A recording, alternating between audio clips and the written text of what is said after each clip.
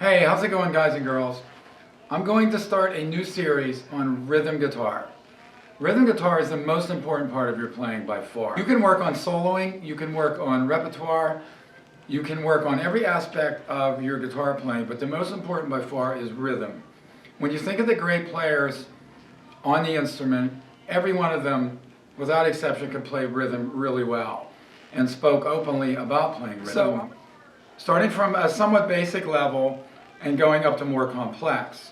Now, if you stay with me, if you think you're at a basic level and you're diligent in your practice, you will get pretty good at rhythm guitar. We're going to learn how to play rhythm using a pick and just basic rhythms using fingerstyle type playing. We won't get into arpeggiated types of playing much. So for now, we're going to do acoustic guitar. So get your guitars, tune them up, and let's get rolling.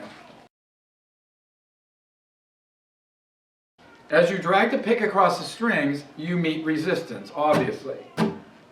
So a thinner pick would meet less resistance. However, a thinner pick does not mean a better sound, so I want you to be careful of that. Getting thin picks may be okay at first, but you've got to quickly move to medium and possibly heavy. We're going to assume that you know a couple of chords. I'm not going to use a lot of chords in this first segment, but as we move on, and as we move on to electric guitar, we're going to go about as far as you can go with chords. So I want you to start really working on your chord technique too. Really start to memorize your fingerings, being able to switch chords pretty fluently. Okay, the first thing I want you to do is your guitar, and I want you to mute out the strings. Now when I talk about muting out the strings, I mean just lay your fingers lightly across the strings so as to cut the sound of the strings from ringing open. Just like that. What you don't want to do is press down on the string. I want a clean sound, just like a click, because that's what we're going to use to get you used to some very common rhythms used in music and in the guitar.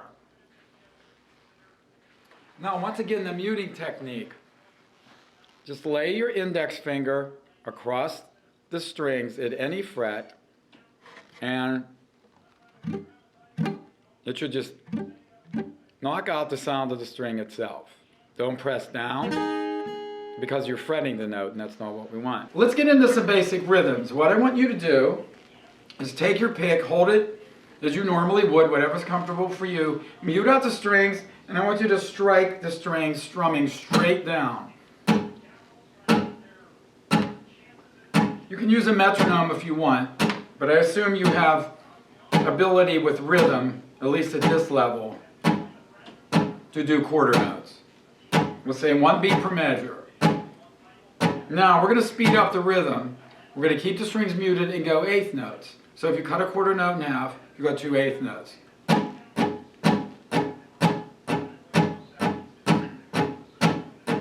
Notice that I'm moving my wrist. I'm not moving my whole arm. My arm at the top of the guitar is fairly light. I'm not pressing down on it because if I do, it's going to cut off the circulation and my right hand's not going to function properly. So eighth notes. Now let's do a combination. Let's do a quarter note, 2 eighth notes, quarter note, 2 eighth notes.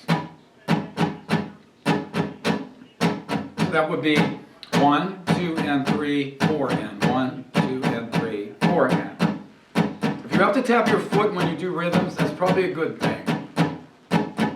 You really have to be aware of the count and where you're at in any particular rhythm. Okay, now let's move on to upstrokes. That was all downstrokes. Upstrokes are a little bit more difficult if you're just starting because the pick will feel like it's going to fly out of your hand. Now the upstroke is weaker. Number one, you don't have that force of gravity coming down on the strings when you're doing a downstroke. And number two, you're striking the thin strings first when you do an upstroke, whereas when you do a downstroke, you're hitting the bigger strings. The bigger strings are going to give you more of a click or a thud. The bigger strings are going to give you more sound, obviously, than the thinner strings.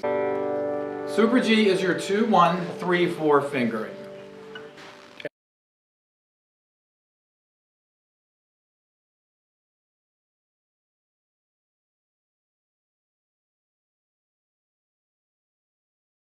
We're going to do all quarter notes.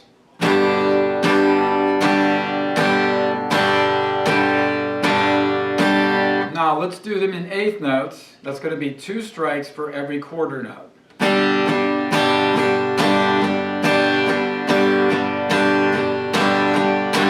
And if you'll notice, the first of the 2 eighth notes is always stronger. It's a downbeat.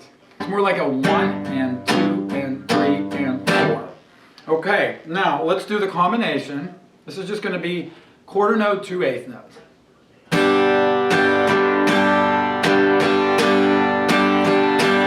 Now we're going to keep moving ahead fast now. I'm going to do upstrokes, quarter notes.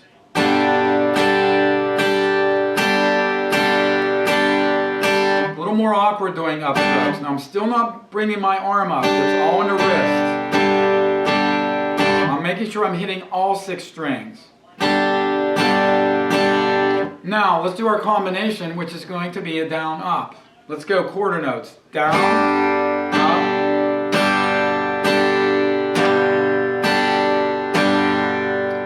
Now let's do eighth notes.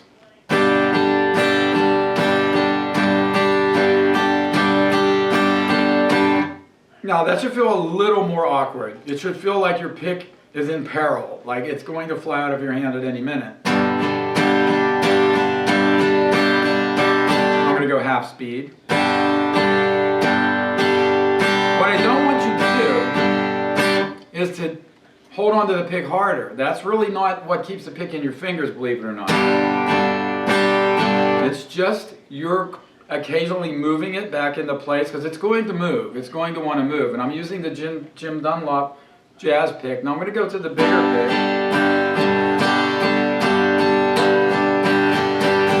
Now, as I move faster,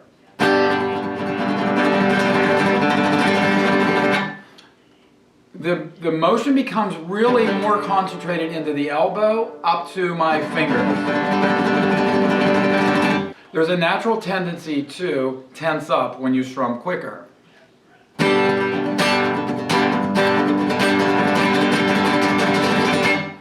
That's just a natural reaction when you're about to do anything that involves a little bit more skill. I want you to practice those basic patterns. They will go a long way in building up your rhythmic foundation.